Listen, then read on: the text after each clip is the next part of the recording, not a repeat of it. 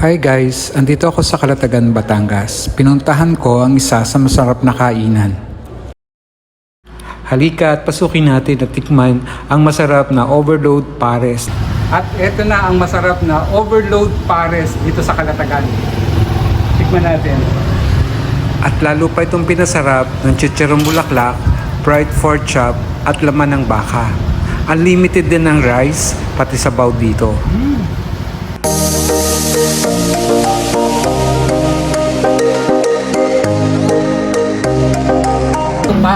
Mayroon pa silang masarap na milk tea with rice sa halagang 50 pesos. Sulit na to guys.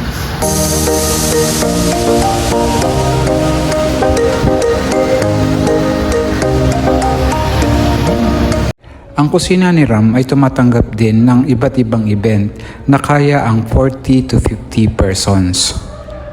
At eto pa, ang kusina ni Ram ay tumanggap din ng iba't ibang klaseng award.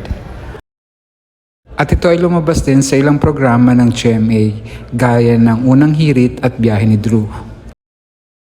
At ito, kasama ko ngayon ang owner ng kusina ni Ram. Hello, Miss Tin. Hello po. At natikman ko ang masarap na overload pares mo. Ang galing, ang sarap. So, Miss Tin, anong oras nag-o-open itong kusina? Open po kami ng 7 a.m. 5 p.m. po. Okay, so ano ba yung mga promo or mga packages na na-offer mo sa ating mga biyahero dito sa Calatagan? Malimit po namin yung offer dito. Malakas po sa amin yung Budol 5. Yung po yung malimit na in-order po sa amin, especially po yung mga turista na pumupunta po sa mga floating cottages. Meron din po kami mga bilao packages, meron din po kami mga birthday packages, catering services, at saka po meron din kami dine-in at saka take-out. Wow! So, let's invite our viewer para sa ating mga biyahero dito sa Calatagan. Sa mga pupunta po sa Calatagan dyan, paringi na po kayo at tikman niyo po ang aming overload pares. Nandito lang po kami sa Santo Domingo Street, Calatagan, Batangas.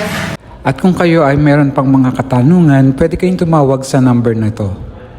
And don't forget to subscribe, like, and share my videos. Bye!